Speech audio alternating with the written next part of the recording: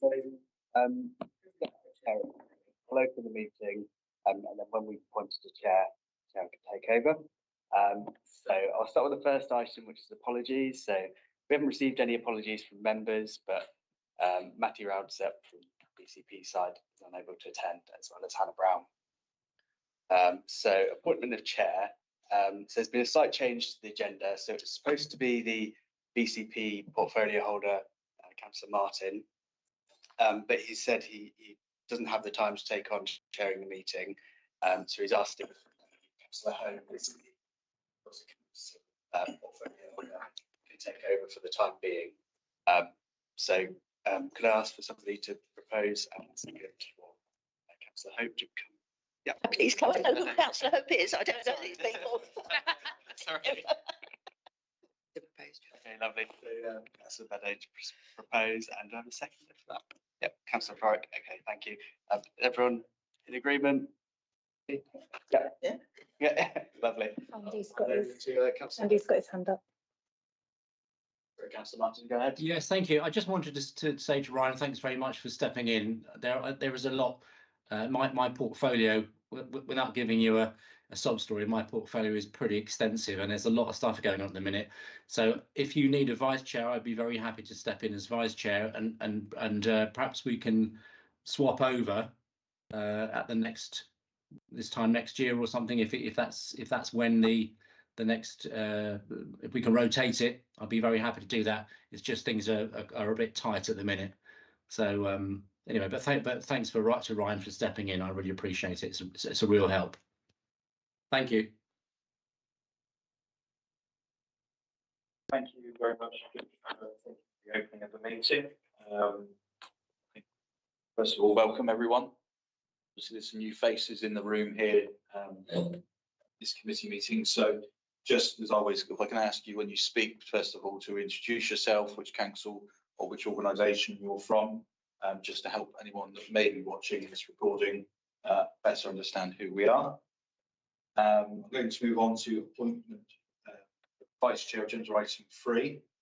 And from the Chair, I'd like to nominate Councillor Martin, as he's already offered to take the position. Do I have a seconder, please? Second. Seconded. Is there any other nominations? Okay, show of hands in support. That's carried. Councillor Martin, you're appointed Vice Chair. Thank you very much. Lovely, thank you. Appreciate that. Moving on to item 4 on the agenda, which is declarations of interest. Josh, have we had any pre-notified? No. If any member during the meeting does have an interest that does occur, then obviously you can declare it at that point, and we can take the relevant action. Moving on to item 5, which is minutes of the last meeting. Now, again, some of us wasn't present at that meeting, but the clarification I've received is that we can still vote because we're voting to agree that they're true and accurate records. Present. Do I have a proposer for the minutes of the last meeting? Councillor Beddoe. Seconder. Since I was there, I'll second. And all those in favour? Great, thank you. Moving on to item 6, public participation. We've been notified in advance of no public participation here at the moment. We will move on to item 7, which are questions from members. And once again, haven't been notified of any questions. Unless anyone's got any questions to ask now, that aren't covered on the agenda.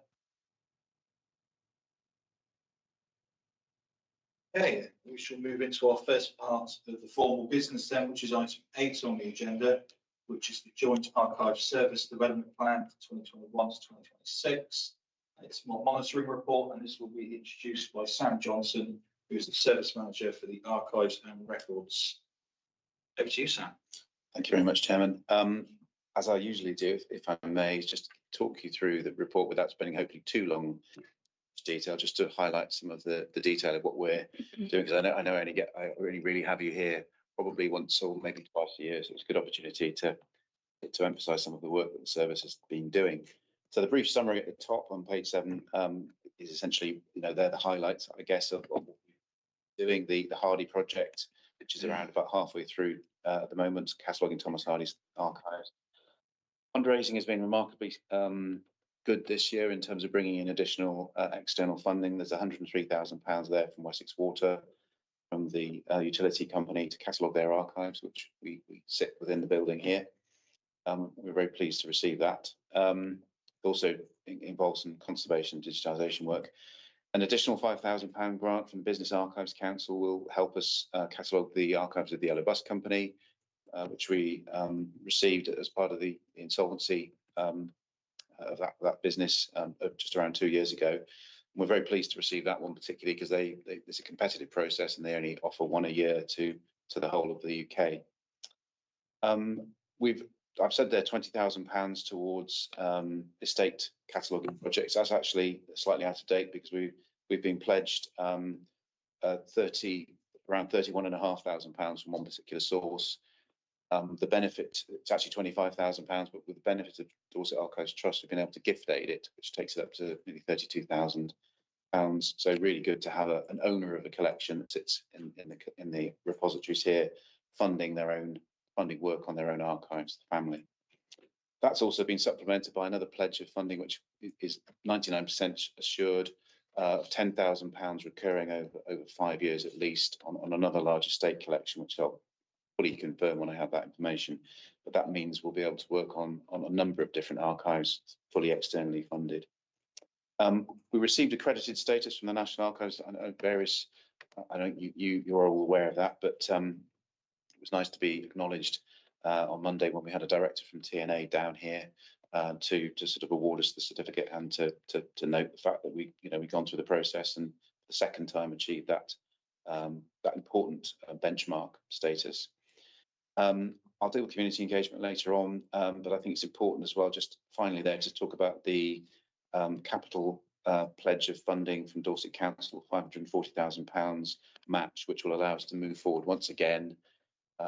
You've heard this several times before because it has been something of a stop-start process, but we will be moving forward with the project to secure funding to extend the building here, much needed, because we're around about 95% capacity with physical archives. So that's a sort of summary. So what I'd like to do, if I may, is just skim through the rest of the report and just sort of pick up on some of the other detail, if I may. Section 2, just to reaffirm, I think the two kind of priority areas for us within the service. See a wide range of things that are happening here, but accommodation for physical archives is top of the list. And we'll move into that project in a much more sort of determined fashion in the new year. There are reasons why we haven't moved ahead any sooner, which I can explain later. The other point there under 2.2 is corporate records, and just to reinforce, I think, if I may, that acquiring archives from our parent organisations, Dorset Council and BCP Council, remains a high priority. We need to be able to bring that material in. And I've got conversations with Matty Radzak to come around how we can improve the acquisition of material from BCP. Mentioned accreditation, just to say really, under section 3, that the emphasis that the accreditation panel, the feedback that we received, really rather confirms our own sense of priorities, which is around sorting out our storage requirements. There are a number of other things they picked up on, but I wouldn't rank them as anything like as significant as that. So that helped to reinforce our need to move forward. It's under 3.4 there. Under section 4, I just wanted to highlight the fact that we're slightly lower in capacity than we were due to the small restructure that's taken place this year. Then the additional staffing that we have acquired and will acquire is all externally funded. The 2-year Hardy post, the 18-month Hardy post being the most obvious example. Under 4.3, I just wanted to pay my personal thanks and testimony to the 2 long-standing members of staff who are leaving this year. One already has left, our office manager of 25 years, and our principal archivist, Jackie Hailwood, is retiring this month, in fact, after 25 years in post and 38 years in the archive sector. So both of whom have been real stalwarts, and I have to say that really is why we haven't moved forward further with the capital project, because lower capacity. Jackie's been working part-time in readiness for retirement. So we will be back to full strength very shortly and we'll move forward. But these two staff have been standout and stalwarts, and just wanted to thank them for all their hard work.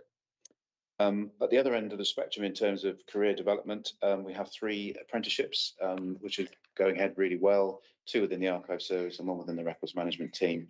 They will be master's level equivalent within 2 years, which is a really good way of helping to build in resource and resilience into the service. I hope we can hang on to 1 or more of them in due course.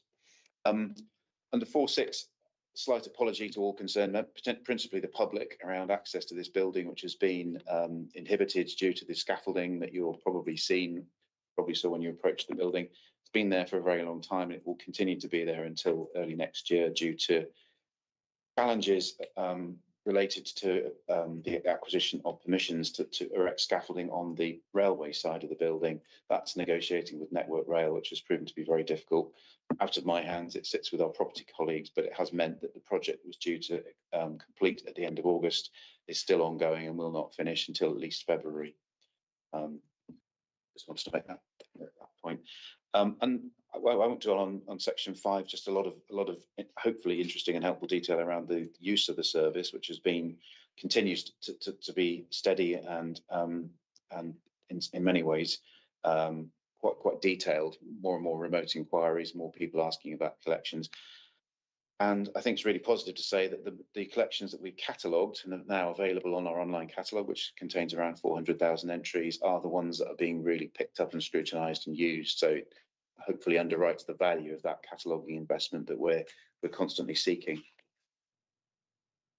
Section 6 is it isn't directly related to the archive service, but Vicky DeWitt, our museums advisor, works in very close alignment to what we do here at the archive service. She forms part of the wider team. So I wanted to be able to present to members here what she does and how that connects and supports our work to mutual benefit. A lot around the Weymouth Museum development, which she's been largely driven forward with a lottery application, and she's also been working around the county, again supporting Russell Coates with its externalisation project. There's a list of other things that she's been doing there, too many to mention really, but a real sort of force, one person delivering all of that work. I think you probably agree it's a great record. Under community engagement, I won't dwell on all the details, but there was one thing I wanted to draw to your attention under, it's the penultimate bullet point. We've been working for some time to try and encourage the Jewish population, Jewish community in Bournemouth to consider their written heritage. I went down and visited the Hebrew congregation back in 2014. I think you might call it's been a slow burner. We've been talking to them over time, encouraging them to think about their heritage. We've now hit one of those moments where they both the Hebrew congregation and the Reform congregation are going to be moving premises, and they both identified the need for their records to be protected and safeguarded. So this is where my colleague Maria Gate, our community engagement officer, should really take credit, because she's done most of the work. But we've managed to encourage them to come together to agree on terms for a project for surveying the records. We've applied to the Rothschild Foundation and just received a small grant of £2,000, which, supplemented by funding from 2 congregations, means we'll be able to employ a consultant to come in, survey the records to give us a proper understanding of what's there, and then we hope in the future to seek cataloguing funding to transfer the records here and catalogue them in the way that they should be. So we regard that as a real positive after a long period of engagement. Under digital preservation in section 9, really just wanted to draw your attention to the fact that the Dorset-led consortium of members, principally local government, has now grown to 23. So we've been able to encourage others to join the consortium, for which we receive around about half price on our Preservica software that we use for digital preservation. And I think on 9.3, perhaps just as if it wasn't obvious to all of you, I'm sure, underwrite the fact that the digital accessions of material here are growing in quantity. 800 gigabytes of digital assets acquired since January of this year.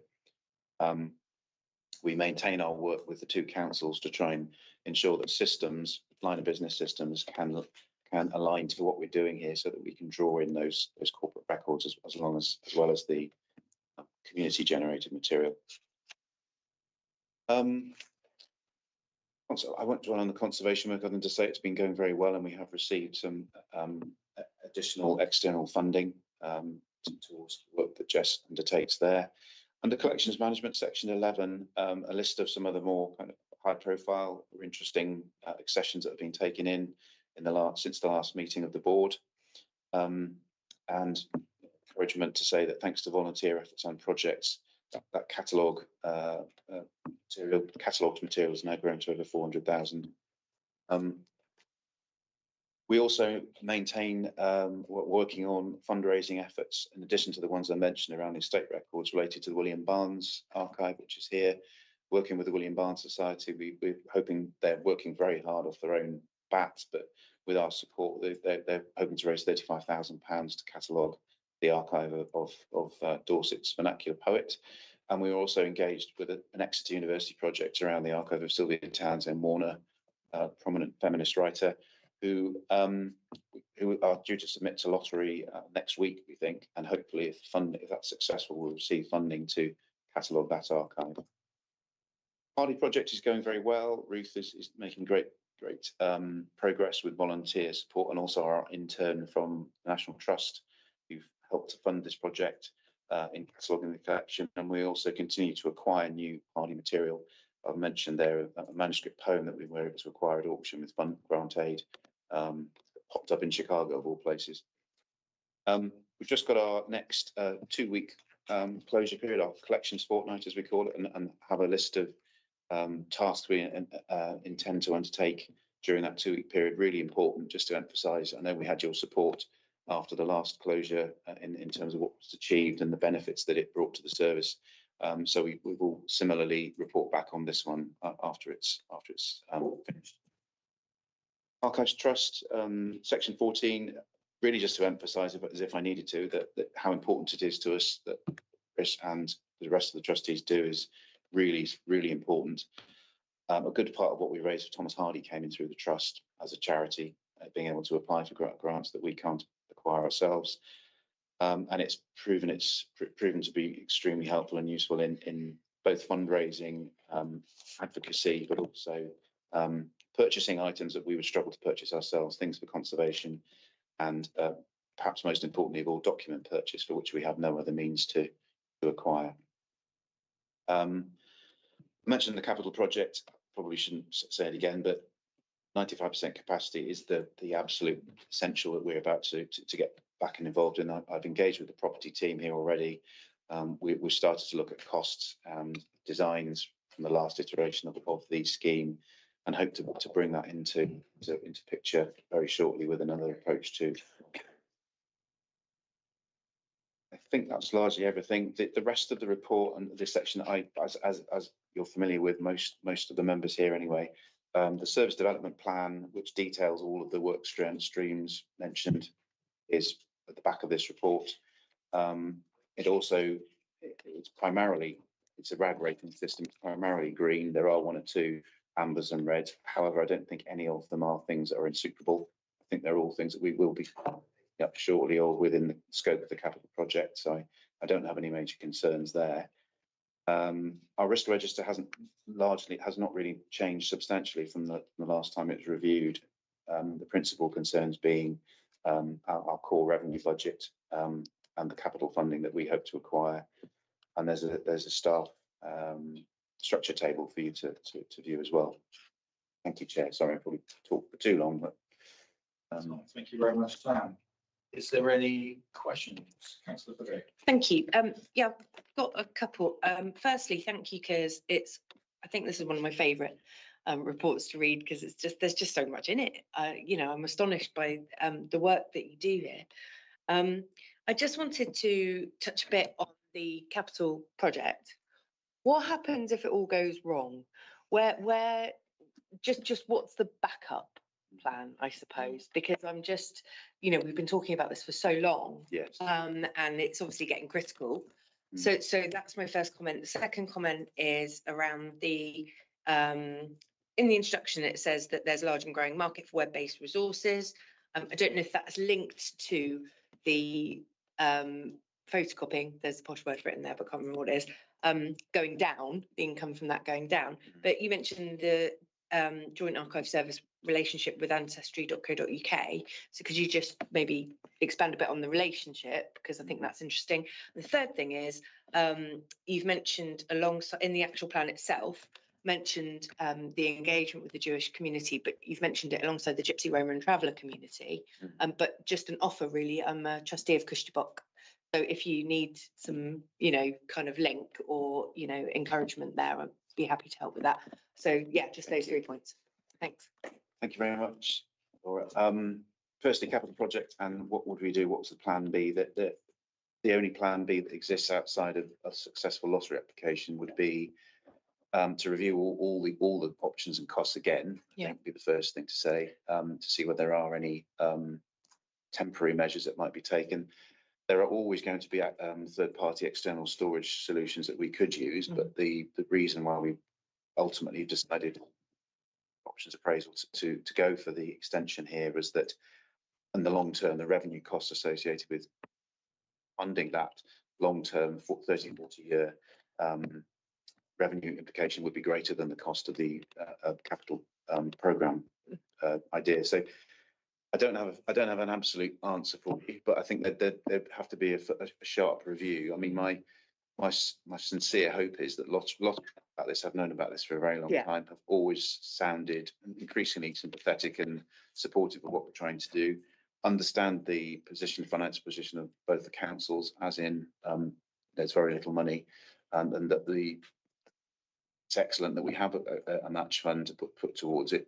It's not as much as, say, 5 years ago they would have expected, but they acknowledge that that is what the council can afford, and that's what we need to deal with. There will be a fundraising implication for us here, which is where, again, the Archives Trust will feature heavily, because we can go for external funding in a way that the council can't. Basically, I'm putting an awful lot of hope and trust in the fact that lottery and our ability to persuade lottery to invest in this place hold good. Yeah. Makes perfect sense. Your second ancestry. We've been contracted with Ancestry now since 2011, and our contract will actually be up for renewal next year. Okay. There is an argument that it's a slightly more of diminishing returns due to the fact that when it first went online, there was enormous interest. And although it's fluctuated since, there is a general slow decline in terms of usage, because people do their family history and then they move on, they do something else. So they're not necessarily going to return to Ancestry unless we put new content onto it, and we haven't done so in recent years. So I think there will be always a steady market for it, but it's probably not going to reach the pitch that it did when it first went live. There are other record sources that we could look to digitise. We need to do more. For example, when Thomas Hardy is completed, I would like to look at, with the museum's permission, because of course it's not our archive, what we might be able to put online and hopefully receive some level of income in terms of wanting copies of things that they would otherwise have to come in here for. So I don't think it's ever going to be a huge sort of income stream, but it'll be a steady one. If that makes sense. And lastly, on your point of Cushty Bock, we do actually have quite close relations through Maria Gaten, who is probably known to you. Yeah, and I've worked with Cushty Bock, so but thank you for the offer.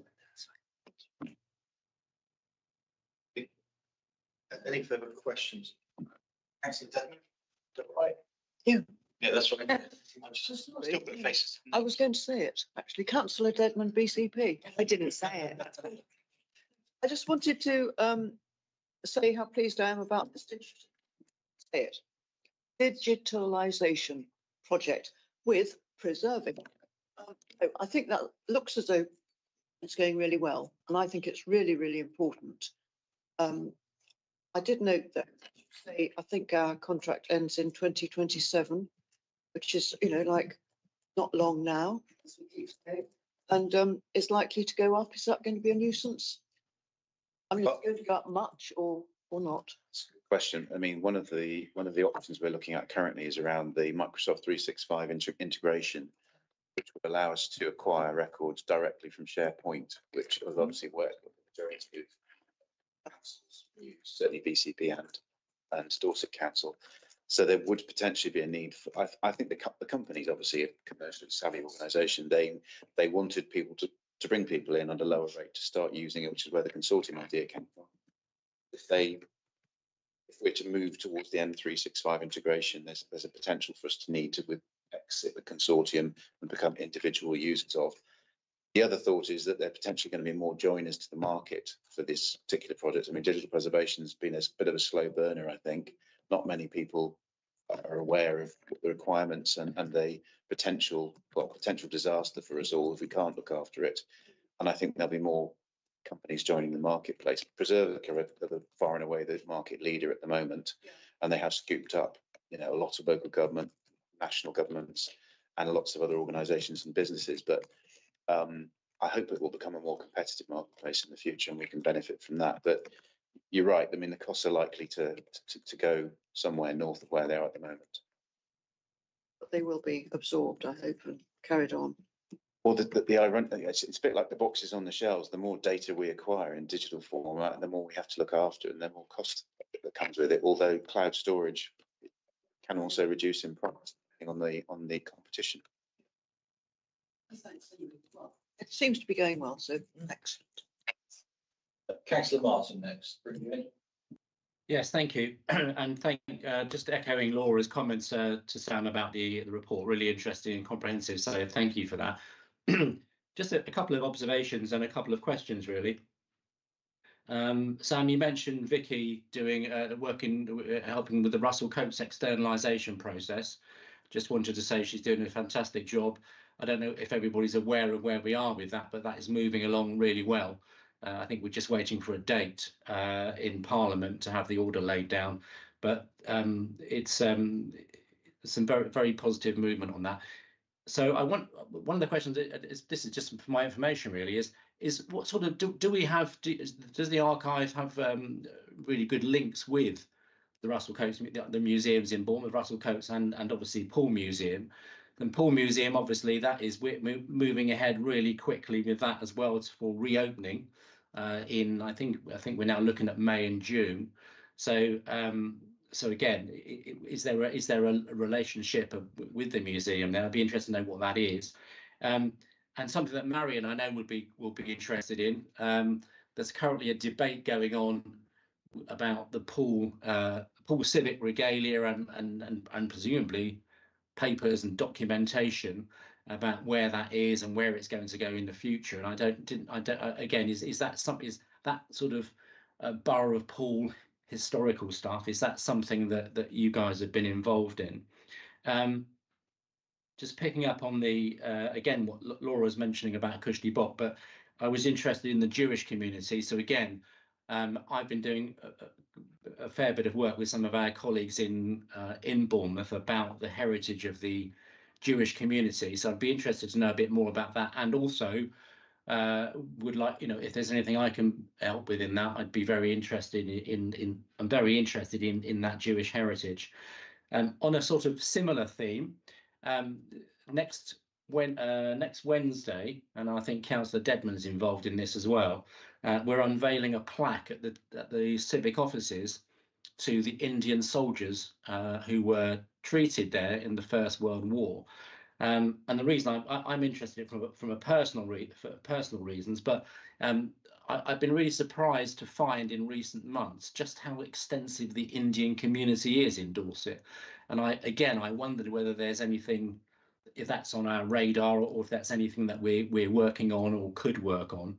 Again, it's purely from a personal point of view, but I think it's really interesting, especially the history of the Indian soldiers coming back from the front in France and Germany and being treated, France and Belgium, and being treated at the civic offices as it was a hospital in those days.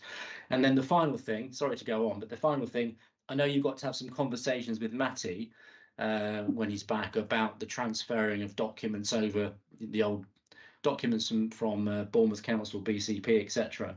And I wondered, I've slightly lost track of where we are with that. I know there was a bit of a hold up in the pipeline. I'm not entirely sure why. I'm not entirely sure where we are. So I wondered if you could just give me a bit of a heads up on where we are with that. Sorry to throw so many questions at you, but there's quite a lot of interesting stuff going on at the minute, I think, isn't there? Thank you. Thank you very much, Councillor Martin.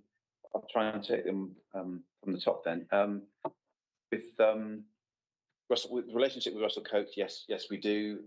I meet twice annually with museum colleagues from Russell Coates and Poole Museum, with Vicky and with the Southwest Museum Development Bristol. So the four of us get together, five of us get together.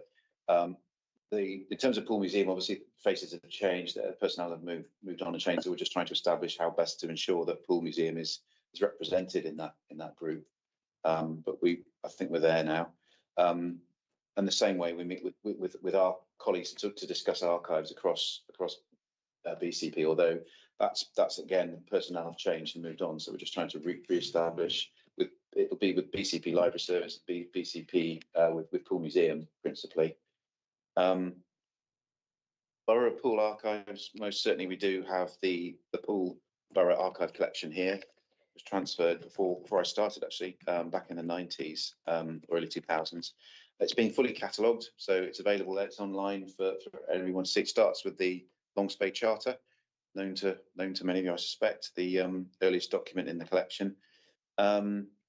And it is something that has been on display at Poole Museum in the past, and I hope elements of it will go on display again and under their new redisplay when that's opened. I mean, I have been talking to the curator at Poole Museum around how we can bring some of the collection here into view in Poole. Poole Pottery Archives, for example, sit here. So that's another one that we'd very much like to see have better visibility, and a variety of other things. So that's an ongoing discussion. And in fact, I was due to go down to Poole next week to see the Hatch Pond stores, the museum stores with our editor. We understand we might be able to help advise a little bit in terms of the environmental condition there. The work with the Jewish community, as I think I mentioned, has been a very sort of long-term aspiration, and I've taken advice from a consultant who I've worked with twice before. He's really, really good. He's based in Manchester.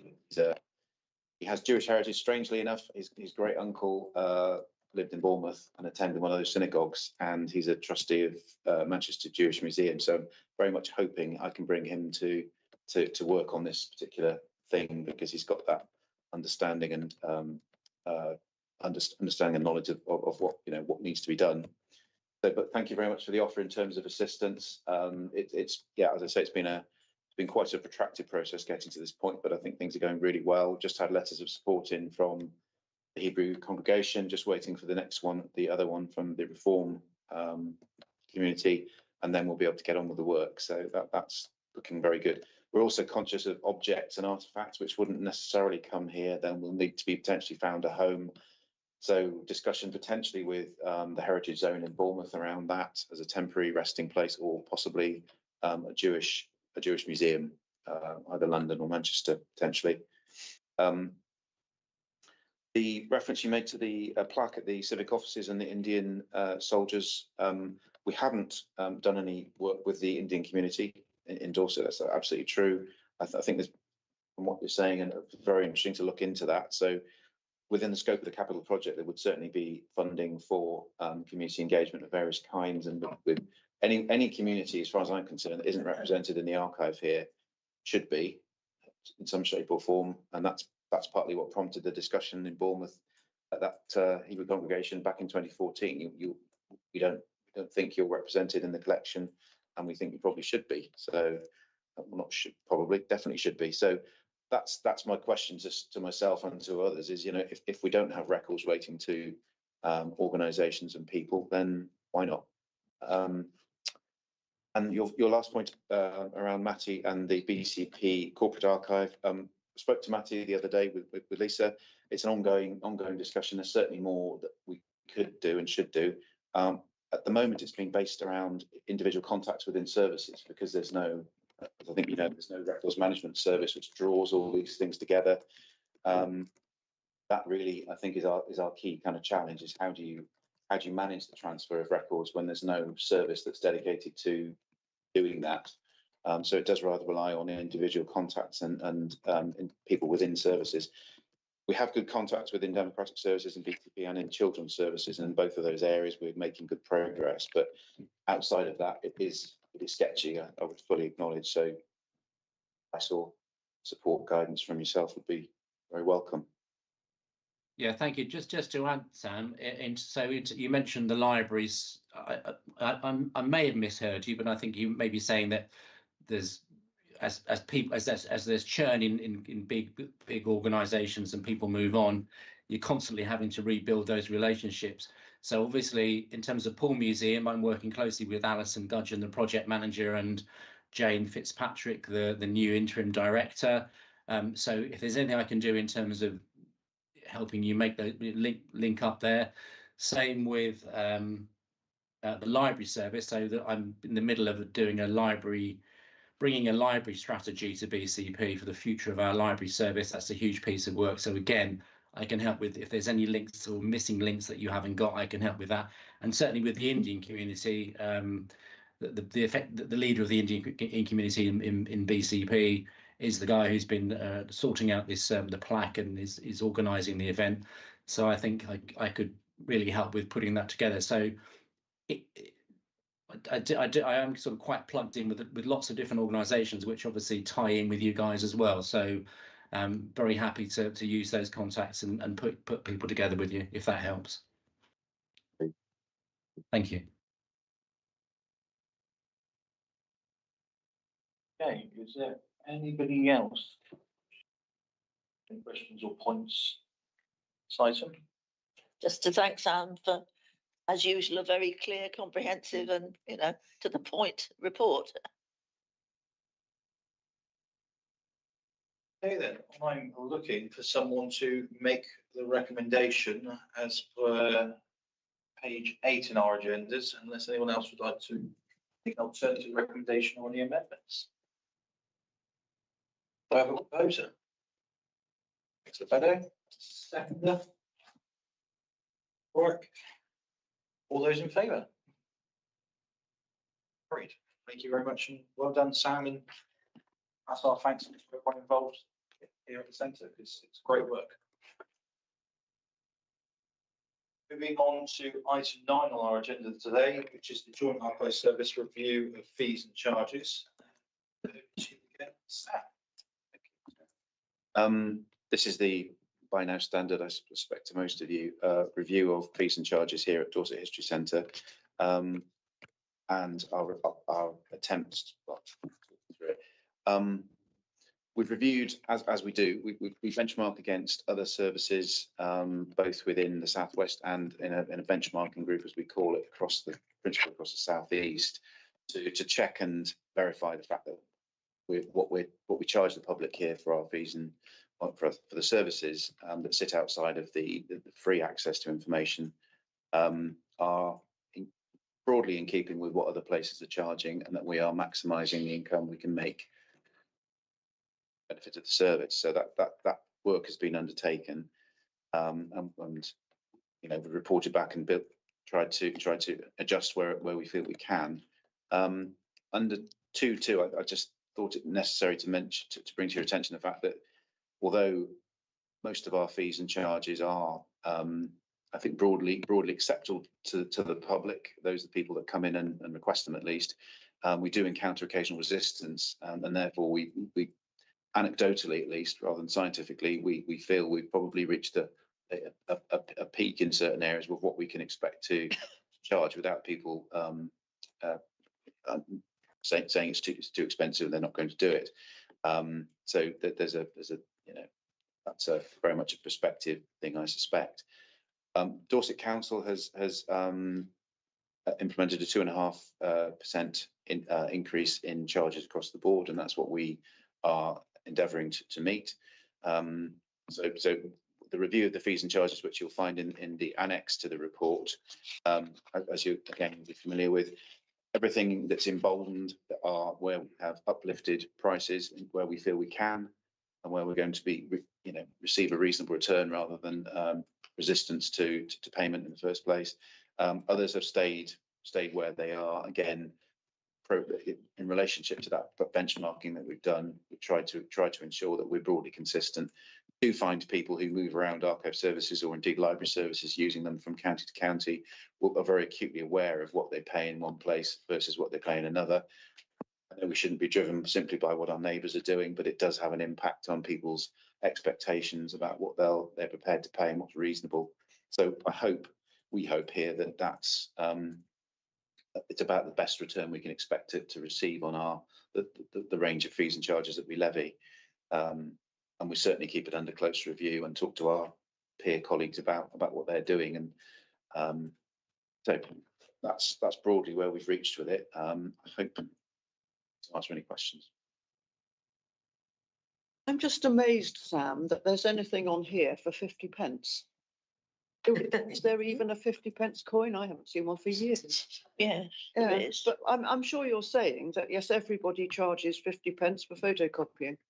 But it just seems so funny nowadays to see 50. And also the tea and coffee, thank you very much. But £2 is jolly reasonable.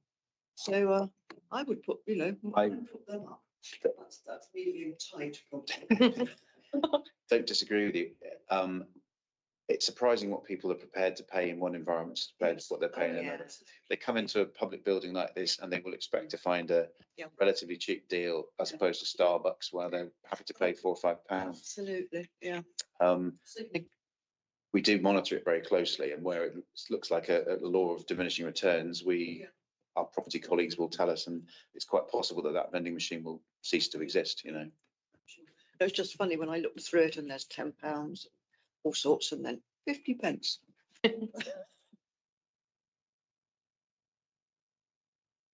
Any other comments? So I've just gone and lost it, having seen it. The one for use by television and filming, combining the two costs only puts up the total by £4. I wondered if the scope to be a bit higher than that. Yes. I suspect it's probably down to the staff time as much as anything that's been built into that calculation. It's a rare event that we charge for television, but where we do, yes, you're quite right. I'll take that point away and get my colleagues to look at it. Thank you.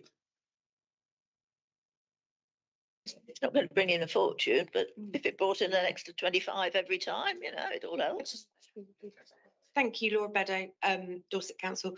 I just wanted to make a comment in the light of the next item that we're going to be discussing and how sensible the History Centre is with its finances and has always been. And I continue to be astonished by your financial management, quite frankly. So I think that just wanted to make a comment that these are very modest increases that I think we should support, given how much we'll discuss in the next paper item. So, really.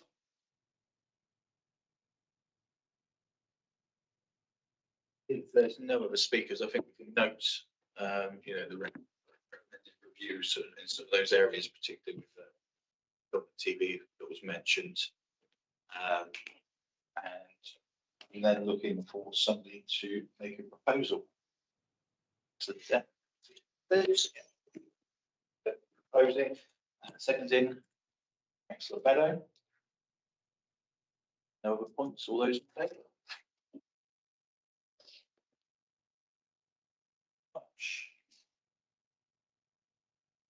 Moving on to item 10 on our agenda, which is the Joint Archives Service budget monitoring and budget for 2025-2026. And over to you once again, Sam. Okay, and I'm sorry, it's me again. Yes, again, you're by now familiar with the format of this report. So a quick overview in the body of the report there about this year's budget. The top of the report there, just a reminder of the contributions made by the two councils and the fact that colleague Lisa might have grown at this point because she said it so many times. 8 out of 10 years in recent times we worked on a standstill budget, so we're as close to being as tight as we can. We feel we're as tight as we can be with the available budget that we have. The saving grace for us in recent times has been energy. Due to the work that was undertaken in the repositories, our energy costs dropped were reduced by half, and that's meant that effectively allowed us to continue without looking at staffing review. In recent, in fact, in the last 9 months, things have changed in terms of the way that the property services are delivered here, where formerly we had an office manager who dealt with all our contractors, all our property related needs. That has been taken in centrally and is now delivered by what's known as Effective Property Services. That means that all those budgets have also moved into the centrally managed function. Bits that sit outside of that are really the very small consumable budgets that we have ourselves for modest items like stationery and staffing. Those are that's all that really sits within the control of the service, if you like.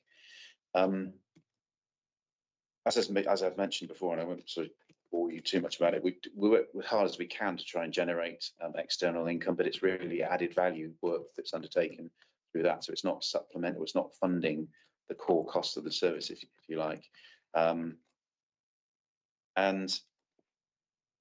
as a consequence, without that money, we really would be unable to deliver anything other than what we consider to be the real business as usual activity. So this financial year, due to staff, we've had a principal archivist on part-time working hours. We're likely to deliver a small underspend of around about £7,000.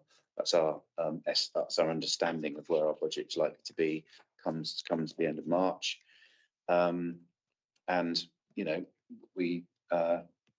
so once again that funding would join the reserve, which I think you'll find towards the end of the report it's around just £60,000 at the moment. Under section 4, that you have the budget strategies of the two councils, which are well known to you anyway. But that's the stated financial picture of both our revenue funders. And under section 5, our accountants have calculated that in order to keep the service approximately where it is now, without the risk of needing to review costs, which invariably would come down to staffing, we would need an uplift of as you can see there, under section 5.2, around about £16,000 pro rata between the two councils. The areas of uplift within the costs are in the table above that. You'll see there principally the staffing costs and energy areas that are going to affect us, along with business rates. They tend to be the things that will always rise in the standard way that other council budgets will. As I said earlier, the reserve stands at around £59,000. If the board's supportive of it, then that would provide us with a small fighting fund in which to engage with the capital project, which is traditionally what we've identified that money could be used for. But was also been agreed by the board that it should be capped at £50,000. You're obviously aware of that as well. And within the reserves, you'll see that yes, we have a donations budget of £43,000, for which we would like to largely use towards the capital project. And those uncommitted reserves, prior mentioned, are around about £59,000 mark. So the situation is we feel we've looked to save and where it's all possible, but we've now reached a point where without that uplift mentioned, we will be in a position where we'll need to start thinking about obviously not a large sum of money, relatively speaking, but it will impact on staffing at some point because we can't take it from anywhere else.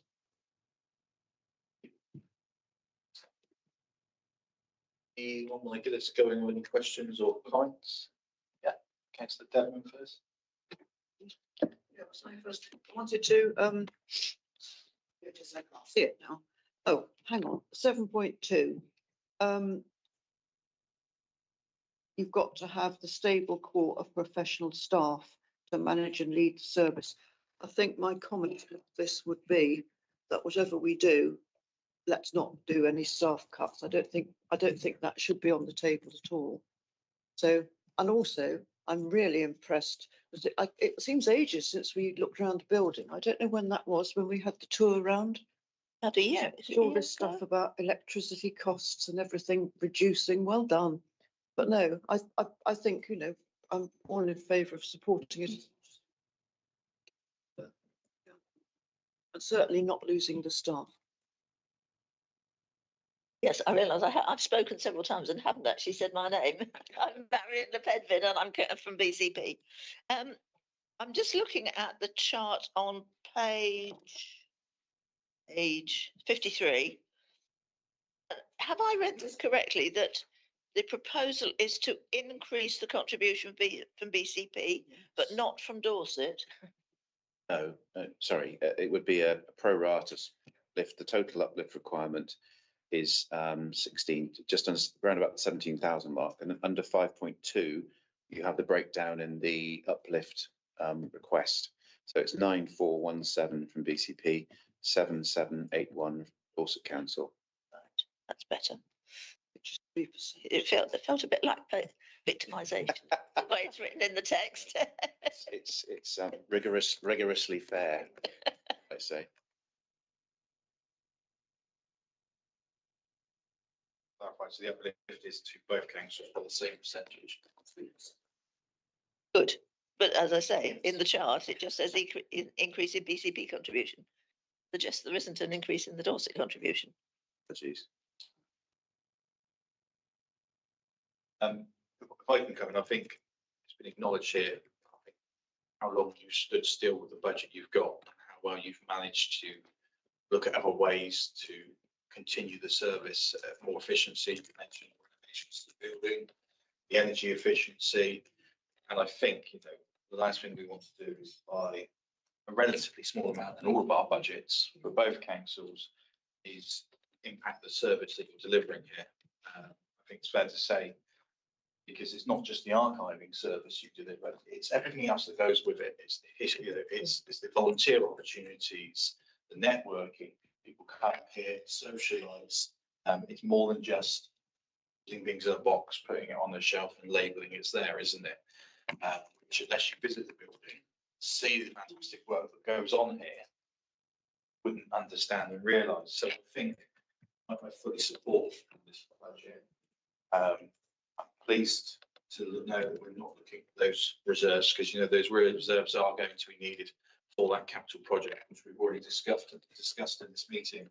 Is a key risk to the service. If we don't expand, if we don't grow, we are going to have to be looking at outsourcing for renting, which is, you know, not so ideal. The budget ratios go up. So I fully support this, and I'm pleased to hear the indication that's really PCP also too. Is there any other points? Lisa, do you want to come in? Yeah, thanks very much, Chairman, and thank you to colleagues and Sam for this really good report. Just to remind the board that the recommendations are in here to go to each executive of both council. So both councils are progressing through their budget setting process, and the uplift that is required here will be included in the pressures for both of those, for both BCP and Dorset councils. So the final budget setting process for this will come back to us in the new year. So if board are minded to recommend to both BCP and Dorset councils the recommendation of this budget, that goes into those full council processes that are ongoing at the moment. So it's just to remind us that this is part of that process and part of the pressures that both councils have to consider. And the 151 officers make comments on these reports, and they'll be the decision makers in those processes. The other thing we should know here is the work that they do to bring income in. Yeah. Services that you tend to other organisations, their exhibits, their archives, obviously, that goes to maintain, reduce the pressures on the councils. It's worth noting. Absolutely. Generation is really well thought of within this sort of this service. Does anyone else want to come back? I only should propose the recommendation as it is, but can I just comment that, so the recommendation is to request the budget uplift from each council. I think the sad part is that apart from a few of us, hardly any of the councillors, I think, know, at BCP, would you say that, Marion? I would say You very know, much so. nobody knows really what goes on. So I think that's the trouble, that once it gets to the council and the cabinet, I mean, obviously Councillor Martin knows. I think that's the sad part, that all the work that goes on, I think we should demand that everybody comes over and has a good look. They'd be very welcome. Yeah. Yeah, absolutely. Yeah. No, I'm happy to propose that. Or as an recommendation. alternative, if Sam was able to come and talk to Well, absolutely. you know, yes, yeah. Be a group, Yeah. I mean, I'm not quite sure, because we wouldn't, I mean, obviously full council is the obvious time to get everybody there, but that's not really appropriate. No, not with our meetings, it isn't. No, let's be. And, no, so, yeah, happy to propose the recommendation as set out. Before we move on to Yes, Councillor Martin's got a hand up. Yeah, thank you. Just to follow on from that point, what might be worth doing, Sam, is that in political cabinet every week, we normally have someone to come in to talk about a particular aspect of the council's work or the council's funding that they're not familiar with. So this might be a real ideal opportunity. So if you like, I will put that forward for something early in the new year for you to come over and you know, explain what about the archives and your work and take any questions if you'd be happy to do that.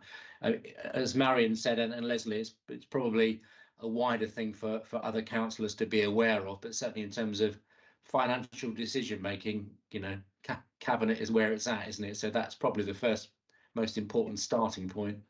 So we get the ball rolling on that, shall I? Thank you. I'm going to move us forward then. I think that no one else is indicating to speak to the recommendation. We have an indication of a proposer from Councillor Dedman. Is there a seconder in the room? Second. So we shall move forward to the vote. All those in favour? Once again.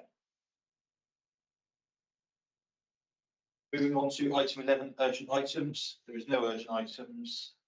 Item 12, exempt business, and there is no exempt business. So at 27 minutes past 3, close the meeting. Thank you for coming. Thank you.